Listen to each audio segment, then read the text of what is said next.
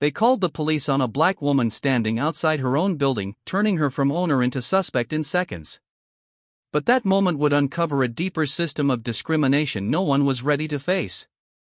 What happens next will shock even the most experienced, but let's start from the beginning. Rain tapped hard against the glass doors as Naomi Carter stepped up, heels clicking, folder in hand. She was already late but focused. Inside, 2 guards watched her like she didn't belong.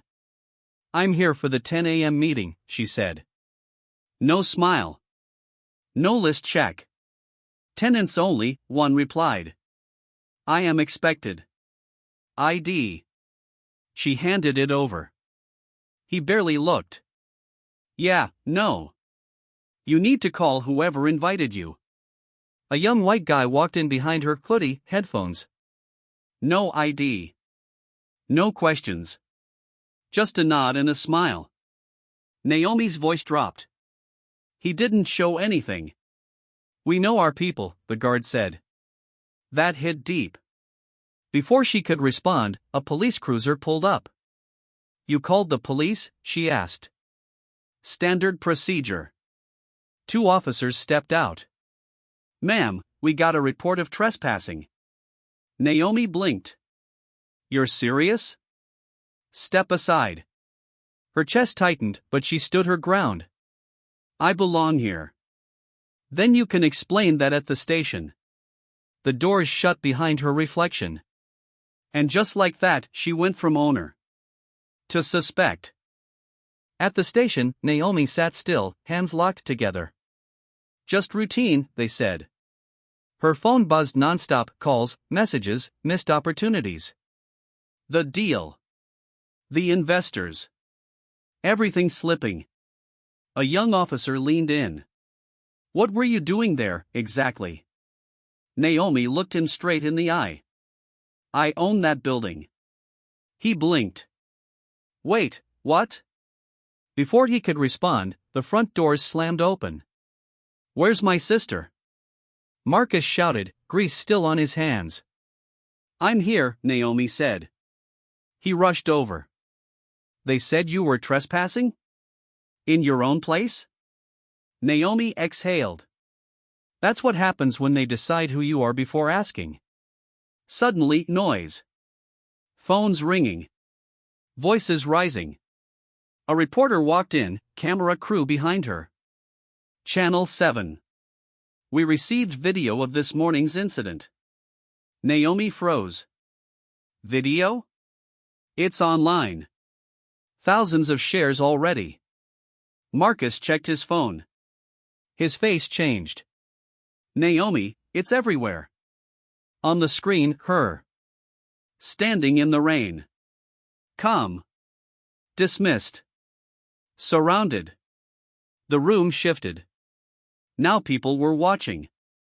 And the story was no longer theirs to control. By evening, the headline was everywhere.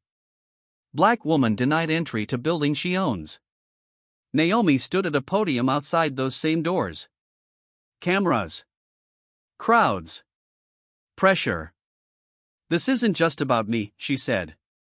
"It's about who gets questioned and who gets welcomed." Marcus stood behind her, steady. "I built this company to create space," she continued. "Not to be told I don't belong in it." A reporter called out, "Was this racism?" Naomi paused.